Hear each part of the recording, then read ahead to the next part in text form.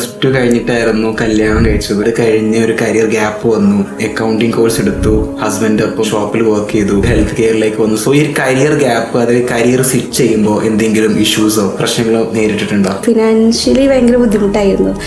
സത്യം പറഞ്ഞാൽ എന്താ, എനിക്ക് വേണമെന്നുള്ളതുകൊണ്ട് തന്നെ എൻ്റെ ഗോൾഡ് പോലും ഞാൻ ഒരു പണം വെച്ചിട്ടാണ് ഞാൻ ഈ കോഴ്സ് എടുത്തിട്ടുള്ളത്. അത്രയും എഫോർട്ട് ഇട്ടിട്ടുണ്ട് ഞാൻ. കാരണം എനിക്കൊരു ജോലി, അത് മാത്രമായിരുന്നു എൻ്റെ മുന്നിലുണ്ടായിരുന്നത്. എനിക്കൊരു ഏണിങ്സ് വേണം. ആളെങ്ങനെ ഡിപ്പെൻഡ് ചെയ്തിരിക്കുമ്പോൾ ഹൗസ് വൈഫിന് ഇത് പറ്റിയൊരു കോഴ്സാണോ? ഹൗസ് വൈഫിന് പറ്റിയ കോഴ്സാണ്. കാരണം എനിക്ക് മാനേജ് ചെയ്യാൻ പറ്റില്ല എന്നാണ് ഞാൻ വിചാരിച്ചിരുന്നത്. പക്ഷെ എനിക്ക് വേണമെന്ന് ഞാൻ തീരുമാനിച്ചപ്പോൾ എനിക്കത് പറ്റി. ഒരുപാട് എൻ്റെ ഫാമിലി ഇഷ്യൂസ് ഒരുപാട് ഉണ്ടായിട്ടുണ്ട് എനിക്ക്. അതിൻ്റെ ഓരോ സ്ട്രഗിൾസിൽ നിന്നും ഞാൻ ഓരോ ക്ലാസ് കാണുമ്പോഴും ഓരോ പ്രശ്നങ്ങൾ നടന്നുകൊണ്ടിരിക്കുക. അതിൻ്റെ ഇടയിലാണ് ഞാൻ ഈ ക്ലാസ് കാണാറ്. ക്ലാസ് കാണുന്നതിന് വരെ പ്രശ്നങ്ങൾ ഉണ്ടായിട്ടുണ്ട്. എന്നിട്ടും ഞാനത് കണ്ടിന്യൂ ചെയ്ത് പോയിട്ടുണ്ട്. എല്ലാവരും ചോദിക്കുന്ന ചോദ്യമുണ്ട്, ഈ ഓൺലൈൻ കോഴ്സ് ആകുമ്പോൾ ഭയങ്കര പ്രശ്നമല്ലേ? നമ്മളത് കണ്ടിന്യൂ ആയിട്ട് മെയിൻറ്റെയിൻ ചെയ്ത് പോവുകയാണെന്നുണ്ടെങ്കിൽ ഓൺലൈൻ കോഴ്സ് നമുക്ക് ബെറ്റർ ആണ്. ടൈമില്ല, ശരിയാണ്, ഒരുപാട് വർക്ക് ഉണ്ടാവും, കാര്യങ്ങളുണ്ടാവും, പണികളാണെങ്കിലും വീട്ടു ജോലിയാണെങ്കിലും ഒക്കെ ഉണ്ടാവും. പക്ഷെ ഇതൊക്കെ എനിക്ക് വേണ്ടിയിട്ടാണ് ഞാൻ ചെയ്യുന്നത്.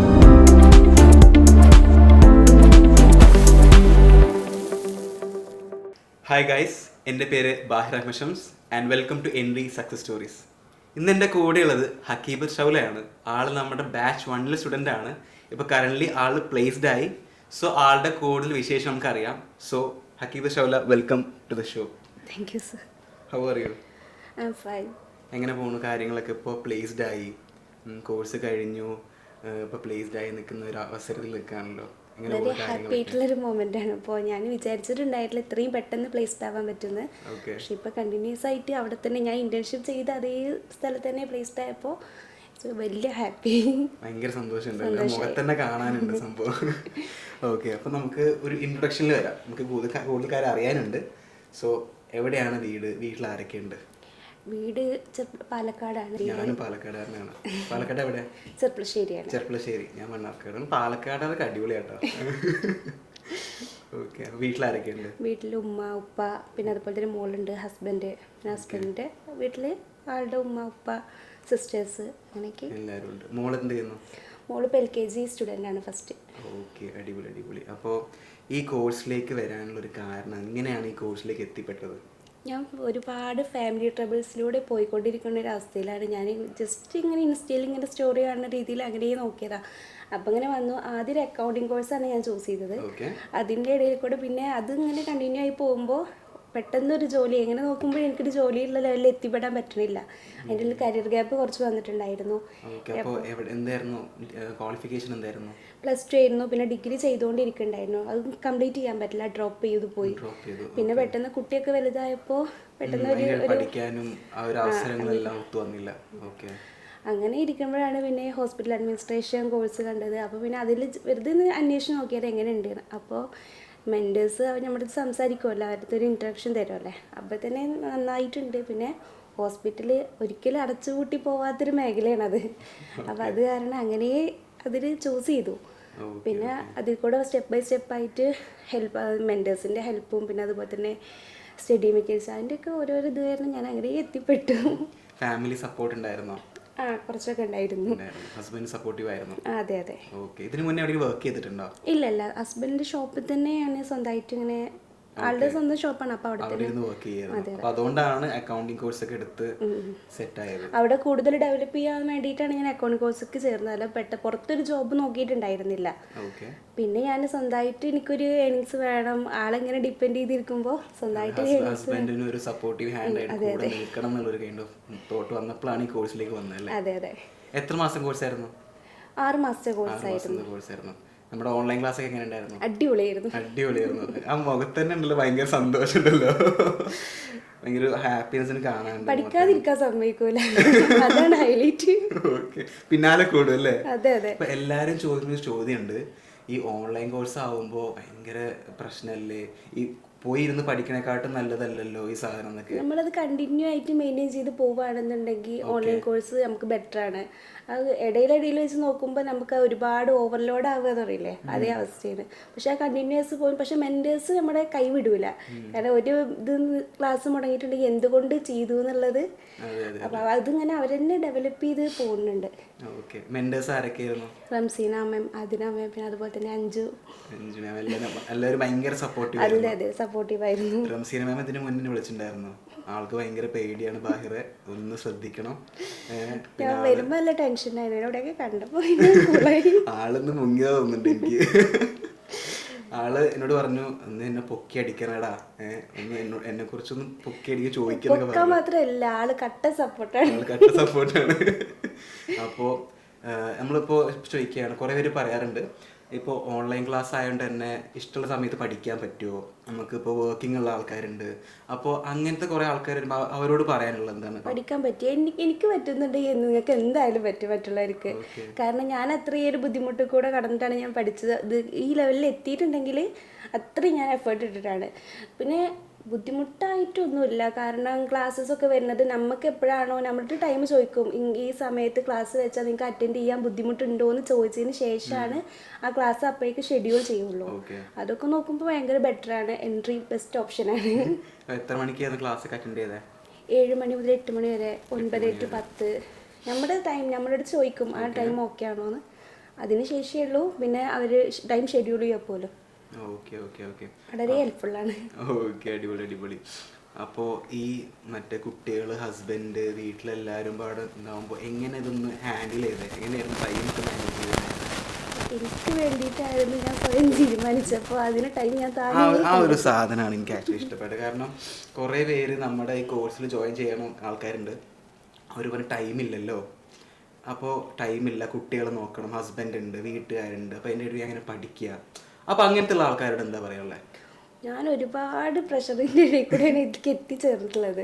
കാരണം ടൈമില്ല, ശരിയാണ്, ഒരുപാട് വർക്ക് ഉണ്ടാവും. ഇപ്പോൾ എൻ്റെ വീട്ടിലാണെങ്കിൽ ശരി, ഹസ്ബൻഡിൻ്റെ വീട്ടിലാണെങ്കിൽ ശരി, അതിൻ്റേതായിട്ടുള്ള ഒരുപാട് കാര്യങ്ങളുണ്ടാവും, പണികളാണെങ്കിലും വീട്ടു ജോലിയാണെങ്കിലും ഒക്കെ ഉണ്ടാവും. പക്ഷേ ഇതൊക്കെ എനിക്ക് വേണ്ടിയിട്ടാണ് ഞാൻ ചെയ്യുന്നത്. എനിക്ക് എവിടെയെങ്കിലും എത്തിപ്പെടണമെന്ന് എൻ്റെ മനസ്സിൽ ഞാൻ തീരുമാനിച്ചിട്ടുണ്ടെങ്കിൽ അവിടേക്ക് എത്തിപ്പെടാൻ വേണ്ടിയിട്ട് നമ്മളായിട്ടൊരു എഫേർട്ട് ഇട്ടിട്ടുണ്ടെങ്കിൽ പതിയെ അത് പോയിക്കോളും. അടിപൊളി. ഞാൻ ശരിക്കും മോട്ടിവേഷൻ ആവുന്നു എനിക്ക്. ഓക്കെ. അപ്പോൾ അതേപോലെ നമ്മുടെ വർക്ക്ഷോപ്പ് ഉണ്ടായിരുന്നു ഇവിടെ, ക്ലാസ്സിനെ പറ്റി പറഞ്ഞു. അതേപോലെ നമ്മുടെ കോഴ്സിനിടയിൽ നമ്മൾ കൊടുക്കുന്നൊരു വർക്ക്ഷോപ്പ് ഉണ്ട്. നിങ്ങൾക്ക് 2 വർക്ക്ഷോപ്പ് കിട്ടിയിട്ടുണ്ടല്ലേ? വർക്ക്ഷോപ്പ് എങ്ങനെ ഉണ്ടായിരുന്നു? അടിപൊളിയായിരുന്നു സാറാണെങ്കിലും. കാരണം വർക്ക്ഷോപ്പ് പറഞ്ഞാൽ നമ്മുടെ സ്ഥിരമായിട്ട് കുത്തിയിരുന്ന് പഠിപ്പിക്കുകയല്ല, അതിൻ്റെ ഇടയ്ക്ക് ഓരോരോ ആക്ടിവിറ്റീസും കാര്യങ്ങളും ഫണ്ണായിട്ടായിരുന്നു ക്ലാസ്സൊക്കെ പോയിട്ടുണ്ടായിരുന്നത്. എല്ലാവർക്കും നല്ല ബെസ്റ്റ് ഒരു ഇതായിരുന്നു, എക്സ്പീരിയൻസ് ആയിരുന്നു അത്. ഞാൻ ആക്ച്വലി അന്ന് ടെസ്റ്റിമോണിലൊക്കെ തന്നിട്ടുണ്ടായിരുന്നില്ലേ? ടെസ്റ്റിമോണിൽ വീഡിയോ ഒക്കെ എടുത്തിട്ടുണ്ടായിരുന്നില്ലേ? അത് എനിക്ക് ഓർമ്മ. ഞാൻ അന്ന് കുറച്ച് നോട്ടീസ് ചെയ്തിട്ടുണ്ടായിരുന്നു. അന്ന് എനിക്ക് തോന്നുന്നു നിങ്ങൾ പറയുമ്പോൾ എനിക്ക് ഈ കോഴ്സിൽ ചേരണം, ഞാൻ പ്ലേസ്ഡ് ആവുമെന്ന് എനിക്ക് ഉറപ്പായിട്ടുണ്ട് എന്ന രീതിയിൽ എന്തോ പറഞ്ഞു. ഞാൻ ശരിക്കും അത് ഭയങ്കരമായിട്ട് നോട്ടീസ് ചെയ്തിട്ടുണ്ടായിരുന്നു. അപ്പോൾ പ്ലേസ്ഡ് ആയപ്പോൾ തന്നെ എന്നോട് റംസീനെ പറഞ്ഞു, നോക്കിയാൽ ഈ കുട്ടി പ്ലേസ്ഡ് ആയിട്ട് നോക്കിയാൽ ഞാൻ ഭയങ്കര ഹാപ്പിയായി. കാരണം അത്രയും സ്ട്രഗിളിൽ വന്നിട്ട് പ്ലേസ്ഡ് ആവുമെന്ന് കേൾക്കുമ്പോൾ ഭയങ്കര സന്തോഷമായിരുന്നു. അപ്പോൾ എവിടെ നിന്നാണ് ഇന്റേൺഷിപ്പ് ഒക്കെ ചെയ്തിട്ടുണ്ടായിരുന്നത്? ഇന്റേൺഷിപ്പ് അറ്റ്ലസ് വീടിൻ്റെ അടുത്ത് തന്നെ ആയിരുന്നു. വീടിൻ്റെ അടുത്ത് നോക്കിയിട്ടുണ്ടായിരുന്നു, മുകളിലുള്ള കാരണം ഞാൻ വീടിൻ്റെ അടുത്താണ് നോക്കിയിട്ടുണ്ടായിരുന്നത്. അപ്പോൾ വീടിൻ്റെ അടുത്ത് റംസീന മാമിൻ്റെ കെയർ ഓഫിൽ തന്നെയായിരുന്നു പറയാം. മാം കട്ട സപ്പോർട്ടായിരുന്നു. ആൾക്ക് എന്നെ അവിടെ എങ്ങനെയും ഒരു എത്തിപ്പിക്കണം, ഇന്റേൺഷിപ്പ് ചെയ്യിപ്പിക്കണം എന്നുള്ളൊരു ഭയങ്കരമായിട്ടൊരു ഇതുണ്ടായി, ക്യൂരിയോസിറ്റി ഉണ്ടായിരുന്നു ആൾക്ക്, ചെയ്യും എന്നുള്ളത്. അങ്ങനെ ഞങ്ങളുടെ വർക്ക് ചെയ്യുന്ന ഹോസ്പിറ്റലിൽ MD മാമിൻ്റെ ഫ്രണ്ട് എന്തുവാണ്, അങ്ങനെ അവരുടെ അടുത്ത് പറഞ്ഞ് ഇൻ്റർവ്യൂ ഷെഡ്യൂൾ ചെയ്തിട്ട് അങ്ങനെ അറ്റൻഡ് ചെയ്തു. വീടിൻ്റെ അടുത്ത് തന്നെ അറ്റ്ലസ് ഐ ഹോസ്പിറ്റൽ എന്ന് പറയും. 4 മാസമായിരുന്നു. ഇപ്പോഴാണ് പ്ലേസ്ഡ് ആയത്? അതെ. ഇന്റേൺഷിപ്പ് കഴിഞ്ഞതും പിറ്റേ ദിവസം എൻ്റെ അടുത്ത് ജോയിൻ ചെയ്തോളാം പറഞ്ഞു സ്റ്റാഫായിട്ട്. അടിപൊളി, സൂപ്പർ. അപ്പോൾ നമ്മുടെ ഫസ്റ്റ് ഇന്റർവ്യൂ ഒക്കെ എങ്ങനെ ഉണ്ടായിരുന്നു എക്സ്പീരിയൻസ് ഒക്കെ? ഇന്റർവ്യൂ അങ്ങനെ പറയാൻ മാത്രമുള്ള ഇന്റർവ്യൂ അല്ലായിരുന്നു, ജസ്റ്റ് ഫ്രണ്ട്ലി ആയിട്ട് തന്നെ സംസാരിച്ചിരുന്നതൊക്കെ. അവിടുത്തെ സ്റ്റാഫാണെങ്കിലും കൊളീഗ്സ് ആണെങ്കിലും ഒക്കെ ഭയങ്കര ഫ്രണ്ട്ലിയാണ്. അപ്പോൾ അതേപോലെ നമ്മളിവിടെ ഇൻ്റർവ്യൂ ട്രെയിനിങ് തരുന്നുണ്ട്, അതൊക്കെ എങ്ങനെ ഉണ്ടായിരുന്നു? ഇൻ്റർവ്യൂ ട്രെയിനിങ്, സ്പോക്കൺ ഇംഗ്ലീഷ് നമ്മൾ പ്രൊവൈഡ് ചെയ്യുന്നുണ്ട്, അതൊക്കെ ഹെൽപ്ഫുൾ ആയിരുന്നു? അതെ ഹെൽപ്ഫുള്ളായിരുന്നു. അങ്ങനെ അത് കിട്ടുകൊണ്ടാണ് ഞാൻ ഇൻ്റർവ്യൂ ചെയ്യാൻ പോയത് തന്നെ. അടിപൊളി. അപ്പോൾ അതേപോലെ നമ്മൾ പ്രൊവൈഡ് ചെയ്യുന്ന ഒരു ഇതാണ് എലൈഡ് സോഫ്റ്റ്വെയർ.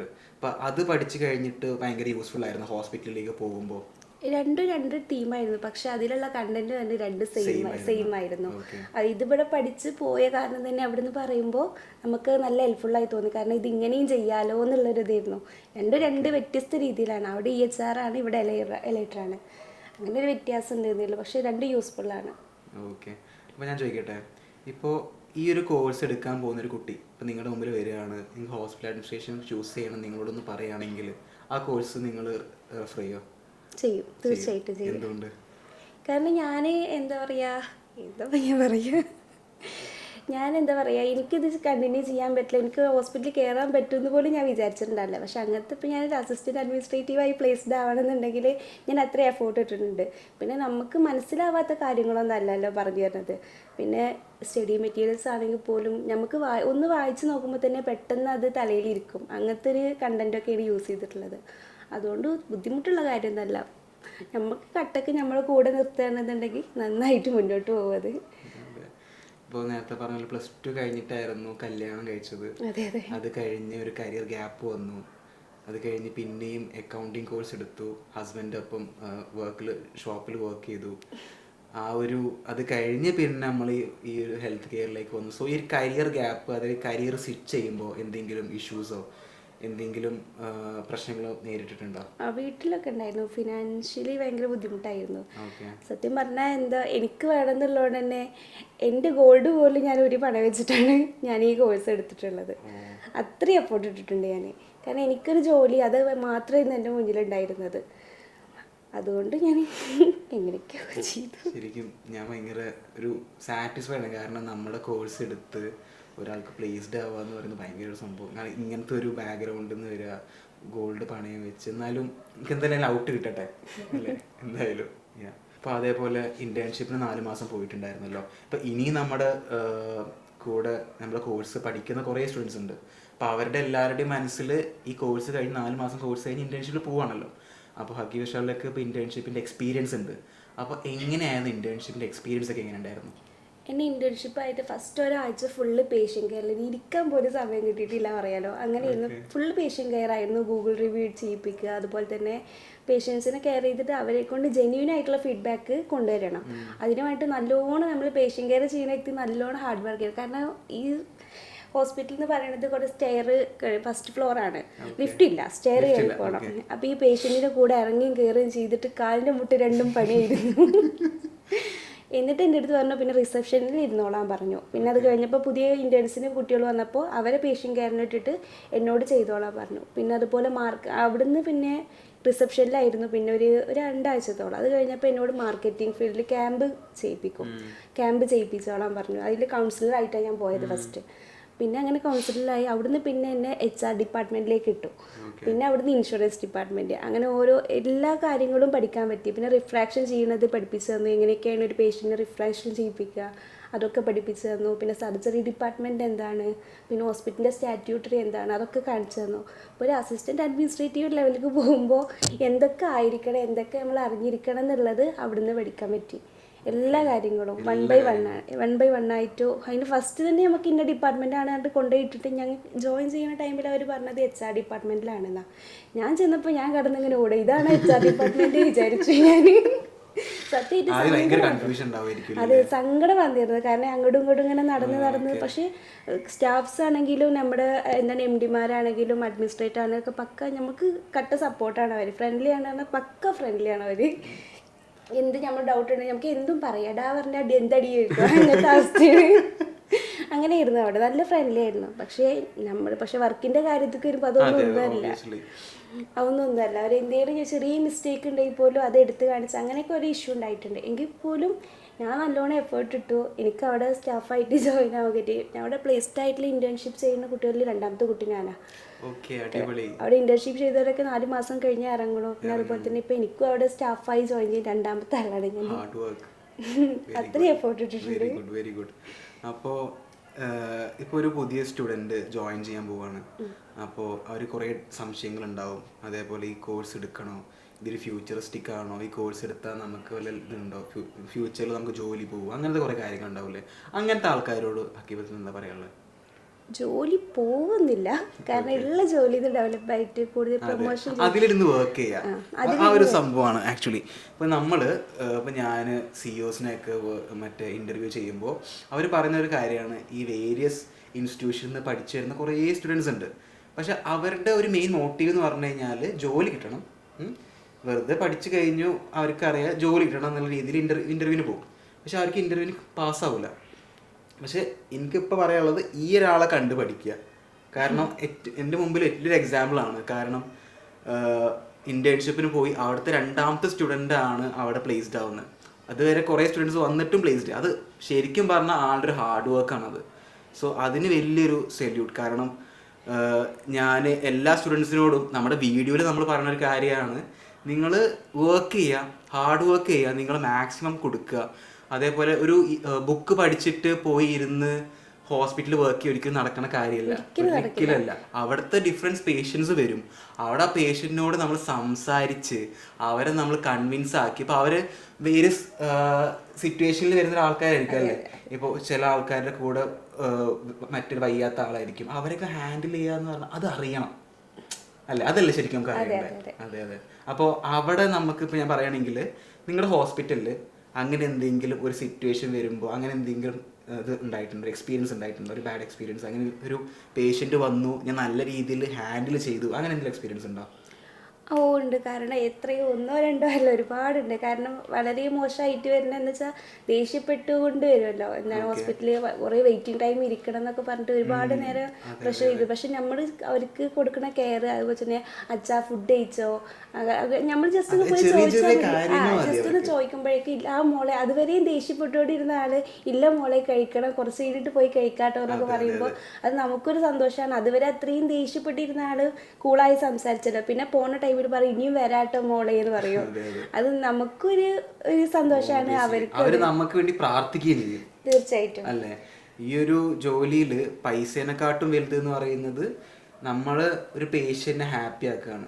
അപ്പോൾ അവരുടെ ബൈസ്റ്റാൻഡർ, അവരുടെ ഒരു അമ്മയോ അച്ഛനോ ഉള്ളിലേക്ക് പോകുമ്പോൾ അവർ വയ്യാത്തോണ്ട് ഉള്ളിൽ പോയിട്ട് എന്തെങ്കിലും കേസാവാം, ആക്സിഡന്റ് ആവാം, എന്തെങ്കിലും ആവാം. അപ്പോൾ പുറത്ത് നിൽക്കുന്ന ആളോട് ശരിക്കും പറഞ്ഞാൽ ആൾ ഭയങ്കര റെസ്റ്റ്ലെസ് ആയിരിക്കും, ദേഷ്യം ഉണ്ടാവും. കാരണം അത്രയും സമയം പോകുന്നുണ്ട്. അപ്പോൾ ആ ആളോട് കമ്മ്യൂണിക്കേറ്റ് ചെയ്യുക എന്നുള്ളതാണ് ഏറ്റവും വലിയ സൊല്യൂഷൻ അല്ലേ, ഓബിയസ്ലി. ഇപ്പോൾ നമ്മൾ നോക്കുകയാണെങ്കിൽ നമ്മുടെ കോഴ്സിൽ കുറേ കാര്യങ്ങൾ പ്രൊവൈഡ് ചെയ്യുന്നുണ്ട്. അപ്പോൾ ഇതിൽ ഏതൊരു ഫീച്ചറായിരുന്നു നമുക്ക് ഹൈലൈറ്റ് ചെയ്തിട്ട് നിങ്ങൾ വർക്ക് ചെയ്യുമ്പോൾ യൂസ് ചെയ്യാൻ പറ്റിയത്? എൻട്രി പ്രൊവൈഡിലെ വർക്ക്ഷോപ്പിൽ നിന്നാണ് എനിക്കത് കിട്ടിയിട്ടുള്ളത്. കാരണം ഒരു ലീഡർഷിപ്പ് എന്താണോ അതുപോലെ തന്നെ മറ്റുള്ളവരോട് സംസാരിക്കുമ്പോൾ ഒരു പേടിയായിരുന്നു എനിക്ക്. അവരുടെ ഇടയിൽ ഞാൻ പറഞ്ഞാൽ അവർക്ക് എന്നോട് എന്തെങ്കിലും തോന്നുമോ എന്നുള്ളൊരു പ്രശ്നമുണ്ടായിരുന്നു. പക്ഷെ അന്ന് 2 വർക്ക്ഷോപ്പിൽ വന്നപ്പോഴും സാറ് പറഞ്ഞിട്ടുള്ള ഓരോ കാര്യങ്ങൾ എന്നുവെച്ചാൽ എന്താണ് ഓരോ ഗെയിമിൽ കൂടെ ഞങ്ങൾക്ക് മനസ്സിലാക്കി തന്നത്. എന്തെങ്കിലും പ്രശ്നം വരുമ്പോൾ ഡയറക്റ്റ് ചെന്നിട്ട് ആളുടെ അടുത്ത് പറയാതെ ഒന്ന് ഇൻഡയറക്റ്റ് ആയിട്ട് വളച്ചൊടിച്ചിട്ട് ആൾക്ക് കൂളാവുന്ന രീതിയിൽ ആളെ മനസ്സിലാക്കിയിട്ട് പറയുകയാണെന്നുണ്ടെങ്കിൽ ഏറ്റവും ബെറ്റർ ആവുന്ന ഒരു ഇത് പറഞ്ഞിട്ടുണ്ടായിരുന്നു. അത് ഹോസ്പിറ്റലിലേക്ക് വന്നപ്പോൾ ഓരോ പ്രശ്നങ്ങൾ ഞങ്ങളെ കൊളീഗ്സിൻ്റെ ഇടയിലാണെങ്കിലും പേഷ്യൻ്റായിട്ട് പ്രശ്നം വന്നിട്ട് പിന്നെ അത് കൊളീഗ്സിൻ്റെ ഇടയിൽ കുറേ വിഷയങ്ങൾ ഉണ്ടാക്കുമല്ലോ. അവരുണ്ടാക്കുന്ന ടൈമിൽ ചില പ്രശ്നങ്ങളൊക്കെ ഞാനായിട്ട് സോൾവ് ചെയ്തിട്ടുണ്ട്. അപ്പോഴൊക്കെ എൻ്റെ മനസ്സിലേക്ക് വന്നത് ഈ വർക്ക്ഷോപ്പിൽ ടൈമിൽ സാറ് പറഞ്ഞിട്ടുള്ള കാര്യങ്ങളായിരുന്നു. എന്നുവെച്ചാൽ നമ്മുടെ ആൾക്ക് എന്താണോ പ്രശ്നം എന്നുള്ളത് മനസ്സിലാക്കിയിട്ട് നമ്മുടെ അടുത്ത് ആ പ്രശ്നം പറ്റിയിട്ടുണ്ട്, ആൾക്ക് സപ്പോർട്ടായിട്ട് നിന്നിട്ട്. പക്ഷെ എന്താണ് അപ്പോൾ കുറ്റപ്പെടുത്തേണ്ടി വരും, നമ്മുടെ കൂടെയുള്ള ആളെ കുറ്റപ്പെടുത്തേണ്ടി വന്നാലും പേഷ്യൻ്റ് നമ്മുടെ അടുത്തേക്ക് വന്ന കസ്റ്റമറാണ്, അവരെ മോശമായിട്ട് വിടാൻ പാടില്ല എന്നുള്ളൊരു ഓപ്ഷൻ സാറന്ന് പറഞ്ഞിട്ടുണ്ടായിരുന്നു. അതെനിക്ക് ആ ഒരു കറക്റ്റ് സിറ്റുവേഷനിൽ എനിക്ക് യൂസ് ചെയ്യാൻ പറ്റിയിട്ടുണ്ട് ഹോസ്പിറ്റലിലെ. നമ്മള് വർക്ക്ഷോപ്പ് ഷർഫുദ്ദീൻ സാറായിരുന്നു. ഓക്കെ. അപ്പോൾ എനിക്ക് ആ ഒരു കാര്യത്തിൽ പറയാനുള്ളത് എന്താണെന്ന് വെച്ചാൽ നമ്മൾ ഈ കോഴ്സ് പഠിക്കുന്ന സ്റ്റുഡൻസ് കുറേ പേര് വർക്ക്ഷോപ്പിൽ വരാണ്ടിരിക്കുന്നുണ്ട്. കാരണം ഇപ്പോൾ ഹക്കീബ് ഷൗല എന്ന് പറഞ്ഞാൽ ഇപ്പോൾ ചെർപ്പശ്ശേരി എന്നല്ലേ വരുന്നത്, ചെർപ്പശ്ശേരിയിൽ നിന്ന് ആള് നമ്മുടെ വർക്ക്ഷോപ്പ് 2 വട്ടം അറ്റൻഡ് ചെയ്യാൻ വന്നിട്ടുണ്ട്. സോ കുറേ ആൾക്കാർ അവരുടെ സാഹചര്യങ്ങളായിരിക്കാം, ഓക്കെ, എന്നാലും നമ്മളെല്ലാം മാറ്റി വെച്ചുകൊണ്ട് ഈ ഒരു വർക്ക്ഷോപ്പിൽ നിങ്ങൾ മാക്സിമം നിങ്ങൾ വരാൻ നോക്കുക. കാരണം അത് ഭയങ്കര ഹെൽപ്ഫുള്ളായിരിക്കും. ഇപ്പോൾ പറഞ്ഞ പോലെ തന്നെ ആ ഒരു എക്സ്പീരിയൻസ് നിന്നിട്ടാണ് ആൾക്ക് കുറേ രീതിയിൽ കുറേ സിറ്റുവേഷൻസിൽ പെരുമാറാൻ പറ്റിയതല്ലേ. അപ്പോൾ ഈ വർക്ക്ഷോപ്പിന് വരാത്ത ആൾക്കാരോട് എന്താ പറയാനുള്ളത്? അത് അവർക്ക് വല്ലാത്തൊരു മിസ്സിങ്ങാണ്. ഓബ്വിയസ്ലി എന്തായാലും വരണം. ഓൺലൈൻ ക്ലാസ് എടുക്കുകയാണെന്നുണ്ടെങ്കിൽ ഞങ്ങൾക്ക് ആകെ ഒന്ന് മീറ്റ് ചെയ്യാം. നമ്മുടെ കൂടെ വർക്ക് ചെയ്യണ പഠിക്കുന്ന കുട്ടികളാണെങ്കിലും നമുക്ക് മെൻറ്റേഴ്സിനെ ഒന്ന് കാണാനും പരിചയപ്പെടാനും പറ്റിയൊരു അവസരമാണ്. അത് 2 തവണയ്ക്ക് കിട്ടുള്ളൂ. അത് മാക്സിമം യൂട്ടിലൈസ് ചെയ്യാൻ നോക്കുക. കാരണം അത്രയും ഇതായിട്ട് നമുക്കും എന്താ പറയുക, എൻട്രിക്കും ഒരു ഇതാണ്, കാരണം ഞങ്ങൾക്കൊരു ബുദ്ധിമുട്ടാണ്. എങ്കിൽ പോലും നമ്മുടെ കരിയറിന് അത് ഒരുപാട് അനുഭവങ്ങൾ കിട്ടും. കാരണം ഡയറക്റ്റ് ആയിട്ടൊരു ക്ലാസ് അല്ല, നേരെ മറിച്ച് ഓരോ ആക്ടിവിറ്റീസിലൂടെ നമുക്കത് പറഞ്ഞു തരുമ്പോൾ നമുക്കത് മനസ്സിലിരിക്കും. ഏത് സമയത്ത് വേണമെങ്കിലും ഇങ്ങനെ ചെയ്തിരുന്നല്ലോ എന്നുള്ളൊരു ഓപ്ഷൻ വരാറുണ്ട് മനസ്സിൽ. നല്ലൊരു എക്സ്പീരിയൻസ് ആണ്. വന്നില്ല എന്ന് വർക്ക്ഷോപ്പിൽ വന്നില്ലെങ്കിൽ അത് എല്ലാത്തിനും മിസ്സിങ് ആണ്. ഓക്കെ, ഇപ്പോൾ എൻ്റെ മൈൻഡിൽ വന്ന ഒരു ലേറ്റസ്റ്റ് ചോദ്യമാണ്. ഇപ്പോൾ നമ്മുടെ കോഴ്സിൽ ഹൗസ് വൈഫിന് പ്ലേസ്ഡ് ആയി. നിങ്ങൾ ഹൗസ് വൈഫാണ്, അതുപോലെ +2 സ്റ്റുഡൻസ് ഉണ്ട്, ഡിഗ്രി സ്റ്റുഡൻസ് ഉണ്ട്. അപ്പോൾ ഏറ്റവും കൂടുതൽ ആൾക്കാർ പറയുന്ന ഹൗസ് വൈഫ് ആൾക്കാർക്ക് എടുക്കാൻ പറ്റുമോ? അപ്പോൾ എൻ്റെ ഏറ്റവും വലിയ എക്സാമ്പിൾ മാമാണ്. സോ അതിനെക്കുറിച്ച് എന്താ പറയുള്ളത്? ഹൗസ് വൈഫിന് ഇത് പറ്റിയൊരു കോഴ്സാണോ? ഹൗസ് വൈഫിന് പറ്റിയ കോഴ്സാണ് ഒബ്വിയസ്ലി. ഹൗസ് വൈഫിൻ്റെ പറ്റും. കാരണം എനിക്ക് മാനേജ് ചെയ്യാൻ പറ്റില്ല എന്നാണ് ഞാൻ വിചാരിച്ചിരുന്നത്. പക്ഷെ എനിക്ക് വേണമെന്ന് ഞാൻ തീരുമാനിച്ചപ്പോൾ എനിക്കത് പറ്റി. കാരണം എൻ്റെ കുട്ടിയുടെ കാര്യങ്ങളാണെങ്കിലും ഭർത്താവിൻ്റെ കാര്യങ്ങളാണെങ്കിലും ഒരുപാട് എൻ്റെ ഫാമിലി ഇഷ്യൂസ് ഒരുപാട് ഉണ്ടായിട്ടുണ്ട് എനിക്ക്. അതിൻ്റെ ഓരോ സ്ട്രഗിൾസിൽ നിന്നും ഞാൻ ഓരോ ക്ലാസ് കാണുമ്പോഴും ഓരോ പ്രശ്നങ്ങൾ നടന്നുകൊണ്ടിരിക്കുക. അതിൻ്റെ ഇടയിലാണ് ഞാൻ ഈ ക്ലാസ് കാണാറ്. ക്ലാസ് കാണുന്നതിന് വരെ പ്രശ്നങ്ങൾ ഉണ്ടായിട്ടുണ്ട്. എന്നിട്ടും ഞാനത് കണ്ടിന്യൂ ചെയ്ത് പോയിട്ടുണ്ട്. നമുക്ക് വേണമെന്ന് ഹൗസ് വൈഫ് ആണെങ്കിലും ആരാണെങ്കിലും ശരി, നമുക്ക് വേണമെന്ന് നമ്മൾ വിചാരിച്ചിട്ടുണ്ടെങ്കിൽ നമുക്ക് എങ്ങനെയാണെങ്കിലും നേടിയെടുക്കാൻ പറ്റും. ഇപ്പോൾ കുറേ പേര് പറയാറുണ്ട് ഹസ്ബൻഡ്സ് സമ്മതിക്കുന്നില്ല, അവർ സപ്പോർട്ടീവ് ഇല്ല. നമ്മൾ തന്നെ ഒരു തീരുമാനം എടുത്ത് അതിലേക്ക് പോകണമല്ലേ? ഹസ്ബൻഡ് സമ്മതിക്കാത്ത ബുദ്ധിമുട്ട് എനിക്കുണ്ടായിട്ടില്ല. ഹസ്ബൻഡ് സമ്മതി, കാരണം പഠിക്കേണ്ട കാര്യത്തിൽ ആൾക്ക് അങ്ങനെ ഒരു പ്രശ്നമില്ല. ആൾക്കാണെങ്കിൽ എൻ്റെ വീട്ടുകാർക്കാണെങ്കിലും പ്രശ്നമൊന്നുമില്ല. അല്ല, അതെ സപ്പോർട്ടാണ് അവർ. പക്ഷേ ഫിനാൻഷ്യലി ഉള്ള ഓരോ ബുദ്ധിമുട്ട് കാരണം വേണ്ടാന്ന് പറയുമ്പോഴേ ഉള്ളൂ. അതും ചില സമയത്ത് ഉണ്ടാവാറില്ല, ചില സമയത്ത് കുഴപ്പമില്ല എന്ന് പറയും. ചോദിക്കട്ടെ, ഇപ്പൊ സ്വർണം വിറ്റ് ഈ ഒരു കോഴ്സ് എടുത്തു, നിങ്ങൾക്ക് അത് വിൽക്കണ്ടായിരുന്നു, ഇത് എടുക്കണ്ടായിരുന്നു ഇതുവരെ തോന്നിയിട്ടില്ല. കാരണം ഇപ്പൊ ആദ്യം എന്ന് വെച്ചാൽ ജോയിൻ ചെയ്തിട്ടുള്ള ആ ഒരാഴ്ച എനിക്ക് തോന്നിയിട്ടുണ്ടായിരുന്നു എന്താ ക്ലാസ്സിൽ നിന്ന് മുന്നോട്ട് പോവാത്തത്, ഇതിന്മേൽ തന്നെ പിടിച്ചു തൂങ്ങി നിൽക്കാമല്ലോ. പിന്നെ മനസ്സിലായി ഓരോരുത്തരും നമ്മുടെ കൂടെ വർക്ക് ചെയ്യുന്നവർ ഈ ക്ലാസ് മിസ്സാക്കുമ്പോഴാണ് നമുക്കതവിടെ പെൻഡിങ്ങുള്ളത്. അവരെ കൂടെ കവർ ചെയ്തെടുത്ത് മുന്നോട്ട് വരുമ്പോഴാണ് കോഴ്സ് എല്ലാവർക്കും കൂടെ മുന്നോട്ട് കൊണ്ടുപോകാൻ പറ്റുന്നത്. കാരണം ഒരാളെ അവിടെ വെറുതെ വിടുന്നില്ല, എല്ലാവരെയും പിടിച്ചു നിർത്തി പഠിക്കുക പഠിപ്പിച്ചിട്ട് ലാസ്റ്റ് എല്ലാവരെയും കൂടെ ഒരുമിച്ചിട്ട് കൊണ്ടുപോകുന്ന ഒരു ഇതാണ്. അത് എൻട്രിയുടെ ഒരു ഹൈലൈറ്റാണ്. ഓക്കെ, അപ്പോൾ ഈ ഒരു കോഴ്സ് ജോയിൻ ചെയ്യാൻ പോകുന്ന സ്റ്റുഡൻസിനോട് നിങ്ങൾക്ക് പറയാനുള്ള മെസ്സേജ് എന്തായിരിക്കും? കരിയർ ഗ്യാപ്പ് വന്ന ആളുകളാണെങ്കിലും അതുപോലെ തന്നെ ഇപ്പം കണ്ടിന്യൂ ചെയ്തുകൊണ്ടിരിക്കുന്നതാണെങ്കിലും ഹോസ്പിറ്റൽ അഡ്മിനിസ്ട്രേഷൻ അല്ല, അങ്ങനെ കോഴ്സ് ഓൺലൈനായിട്ട് എടുക്കുകയാണെന്നുണ്ടെങ്കിലും അതുപോലെ തന്നെ ഓഫ്ലൈനായിട്ട് എടുക്കുകയാണെന്നുണ്ടെങ്കിലും ഈ കോഴ്സ് ഒരു ബെറ്റർ ഓപ്ഷനാണ്. അപ്പോൾ നമ്മുടെ ഈ കോഴ്സ് എടുക്കുന്നവരും അതേപോലെ ഈ ഫീൽഡിലേക്ക് ഹെൽത്ത് കെയറിലേക്ക് വരാൻ പോകുന്ന ആൾക്കാർക്കും ഒരു ചോദ്യമാണ്. ഇപ്പോൾ കുറേ പേര് ഇത് വെറും ഒരു ജോലിയായിട്ട് കാണുന്ന ആൾക്കാരുണ്ട്, കുറേ പേര് പാഷൻ കൊണ്ട് ആൾക്കാർ കാണുന്നത്. നേരത്തെ പറഞ്ഞ പോലെ തന്നെ ഒരു പേഷ്യൻ്റ് നമ്മൾ വിട്ടു പോകുമ്പോൾ, നമ്മുടെ സർവീസ് കഴിഞ്ഞ് പോകുമ്പോൾ നമ്മൾ നല്ലൊരു റെസ്പോൺസ് കൊടുക്കുകയാണെങ്കിൽ ആൾ നമുക്ക് വേണ്ടി പ്രാർത്ഥിക്കും എന്നൊക്കെ പറയില്ല. അത് അപ്പോൾ ആ രീതിയിൽ നോക്കുകയാണെങ്കിൽ മാം ഇപ്പോൾ പാഷൻ എന്ന രീതിയിലാണോ അതോ ജോലി എന്ന രീതിയിലാണോ ഈ ഒരു ഫീൽഡിനെ കാണുന്നത്? എൻ്റെ ഒരു പാഷനായിട്ടാണ് ഞാൻ കാണുന്നത്. കാരണം ഞാൻ ജോയിൻ ചെയ്ത ടൈം മുതൽ ഇത് ഇങ്ങനെയെന്ന് വിചാരിച്ചിരുന്നപ്പോൾ ഇതിങ്ങനെ ചെയ്യുന്നതാണ് നല്ലത് എന്ന് തോന്നിയിട്ടുണ്ട്. കാരണം അവരുടെ അടുത്ത് ഹാൻഡിൽ ചെയ്യുമ്പോൾ ആദ്യമൊക്കെ എനിക്ക് ഫസ്റ്റ് ടൈം ആണല്ലോ, എനിക്ക് ഭയങ്കര ബുദ്ധിമുട്ടായിട്ട് തോന്നിയിട്ടുണ്ട്. പിന്നെ ഓരോ പേഷ്യൻസും മോളെ പോവാട്ടോ ഇനി വരാട്ടോ എന്നൊക്കെ പറയും. എന്താണ് ഇങ്ങനെ നടന്നിട്ട് ബുദ്ധിമുട്ടായില്ലേ ഞങ്ങൾ കാരണം എന്നൊക്കെ ചോദിക്കും. അപ്പോൾ ഇല്ലയെന്ന് പറയുമ്പോൾ മോളെ ദൈവം അനുഗ്രഹിക്കും എന്ന് പറയും. അത് ഭയങ്കര ഒരു ബ്ലെസ്സിങ് ആയിട്ട് തോന്നിയിട്ടുണ്ട്. അപ്പോൾ മുതൽ നമുക്ക് അവരുടെ കൂടെ എത്ര എഫേർട്ട് ഇട്ടുണ്ടെങ്കിൽ ഒന്നും അല്ലാതെ ആവും. കാരണം എത്രയോ ബുദ്ധിമുട്ടാണെങ്കിൽ പോലും അത് അവർക്കൊന്നും ഒരു പ്രശ്നമില്ലാത്ത രീതി, നമുക്കൊരു പ്രശ്നമില്ലാത്ത രീതിയിൽ തോന്നിയിട്ടുണ്ട്. ജസ്റ്റ് എൻ്റെ ഒരു പാഷനായിട്ട് തന്നെയാണ് ഇപ്പോൾ ഈ ഹോസ്പിറ്റൽ അഡ്മിനിസ്ട്രേഷൻ്റെ ഫീൽഡിലേക്ക് എനിക്ക് ജോയിൻ ചെയ്തപ്പോൾ ഈ ഹോസ്പിറ്റൽ ലൈഫ് ഞാൻ കാണുന്നത്. അപ്പോൾ ബെസ്റ്റ് ഓഫ് ലക്ക്, ഇനിയും വലിയ ലെവലിലേക്ക് എത്താൻ പറ്റട്ടെ. അപ്പോൾ എനിക്കൊരു കാര്യം പറയുന്നത് എന്താ വെച്ചാൽ നല്ലോണം ഹാർഡ് വർക്ക് ചെയ്യാം. നമ്മൾ ലേറ്റസ്റ്റ് ആയിട്ട് നമ്മളിപ്പോൾ സൺറൈസ് ഹോസ്പിറ്റലിൽ പോയി നമ്മൾ CEOസിനെ കണ്ടപ്പോഴും അവർ പറഞ്ഞ സെയിം കാര്യം തന്നെയാണ്. നിങ്ങൾ ഹാർഡ് വർക്ക് ചെയ്യുക, പാഷൻ എന്ന രീതിയിൽ തന്നെ വർക്ക് ചെയ്യുക. അപ്പോൾ ഇനി ഫ്യൂച്ചറിൽ നമുക്ക് ഇനിയും ഇതേപോലെ വലിയ പോഡ്കാസ്റ്റ് ഇൻ്റർവ്യൂസ് എടുക്കാൻ പറ്റട്ടെ. ഒരു ഹോസ്പിറ്റലിൽ വലിയൊരു സ്ഥാനത്തിലേക്ക് എത്തി. എനിക്ക് ഹക്കീബ ഷൗല ഞങ്ങളുടെ കോഴ്സ് സ്റ്റുഡൻ്റ് ആയിരുന്നു, ഇപ്പോൾ ആളൊരു CEO വരെ എത്തി എന്നൊക്കെ രീതിയിൽ എത്തട്ടെ ഇൻഷാ അല്ലാഹ്. സോ നമുക്ക് കാണാം. Thank you for coming to the show. Okay.